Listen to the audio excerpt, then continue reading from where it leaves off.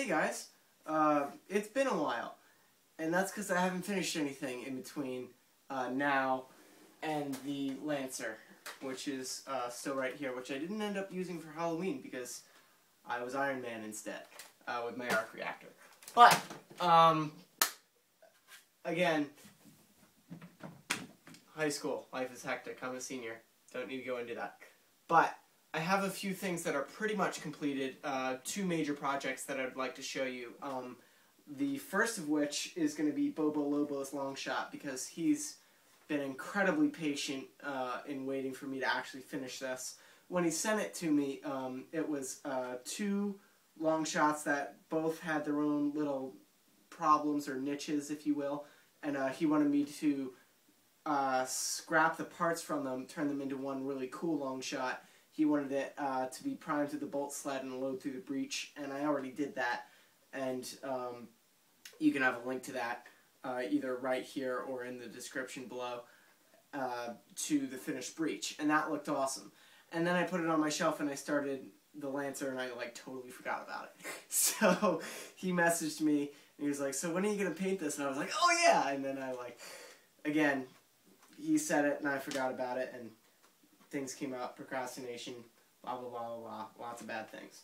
Anyway, it is pretty much finished, so let me pick up the camera and show you what I've got going on it for the moment. He wanted it all pink, and then he wants me to write, to scribe things on it. Well, this is the closest I have to pink in the Games Workshop colors, and I will not use anything other than Games Workshop because I've had bad experiences with other paints. Now this is actually a pale, sorry I can't talk tonight, a pale purple color.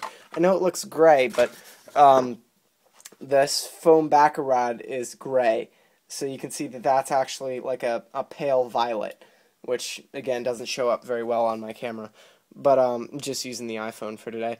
The white needs to be touched up a little bit, if this focuses, which it won't. It's a little scratchy at the moment, and then all these little rivets, if you will, are going to be whited out, and this is the cavity where it side loads. And then I haven't gotten too much progress done with this shell yet, but I'll probably finish them up tonight, and if not tonight, then tomorrow. Stock is in the same theme, and then I'm going to write like Yoon 13 and BoboLol0, and he wanted me to write a few other things on it, like all over the place, so it looks hectic. So that should have its completed video and its firing demo pretty soon.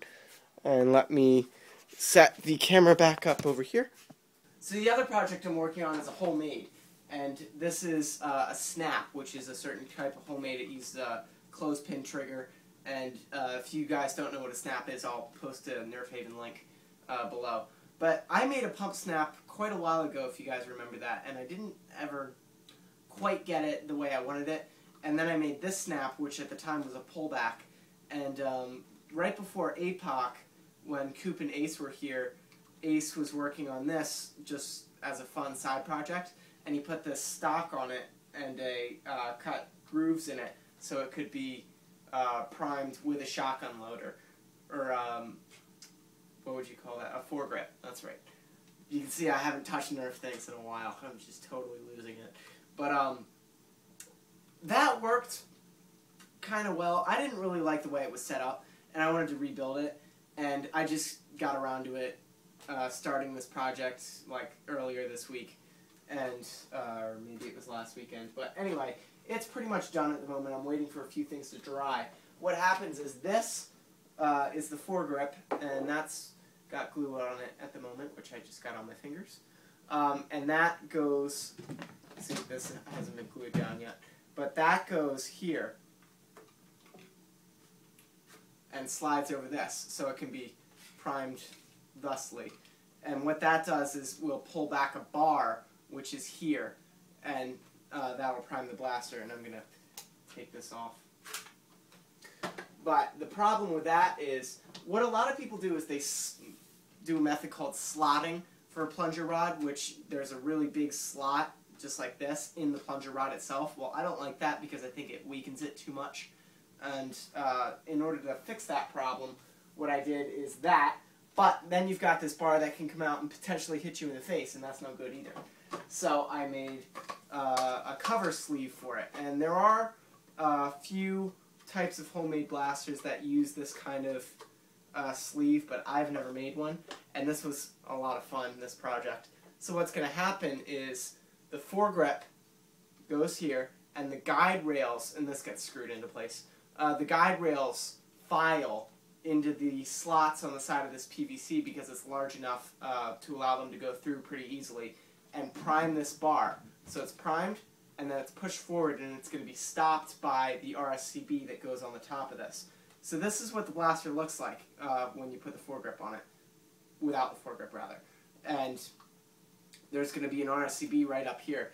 And I've got to tell you, this is one of the most comfy blasters I think I've ever held, especially the most comfy homemade, because the way the sheath, I believe this is called a sheath, I don't remember the technical term for it. The way the sheath comes up, your cheek rests on it very nicely, and I'm planning the RSCB. Actually, let me put it on it.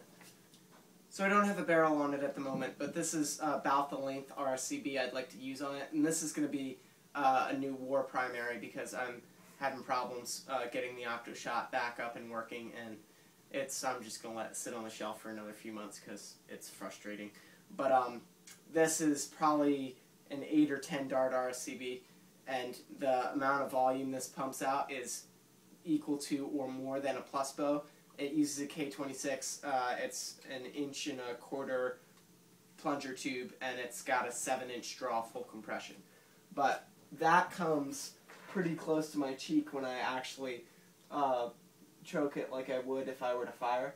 So with the barrel on it, this is smaller than a plus bow, more comfortable in my opinion, and it's got a foregrip, which is always nice. I know you can put them on plus bows. I like this a little more. That being said, if you guys remember Anubis 911 from Spanking Tank, he got in contact with me a few days ago, and I'm buying a few of his old blasters off him that he doesn't want anymore, including a plus bow. So it's disassembled, and there are a few problems with it, but I've got polycarb, so I can fix them. I've never built a polycarb homemade, so I'm looking forward to that whenever that comes in. It could be next week, it could be a month and a half, I have no idea, because he's still looking for it. So yeah, I thought that was pretty cool, and I don't know, it's just like a fun side project. I'm hoping to get more into homemades, because I've modded. There's no new Nerf guns that I want to mod right now. The Vortex series aren't too interesting to me. The Jolt's cool, but you can't do anything to it. Well, that's not necessarily true, because I put a brass barrel on my Jolt. But yeah. Again, it's one of those nights where I probably shouldn't be making a video, but I'm making it anyway, because I kind of feel bad that I haven't made one in a while. So I apologize for anything that came out wrong. I will see you guys when I'm a little less tired.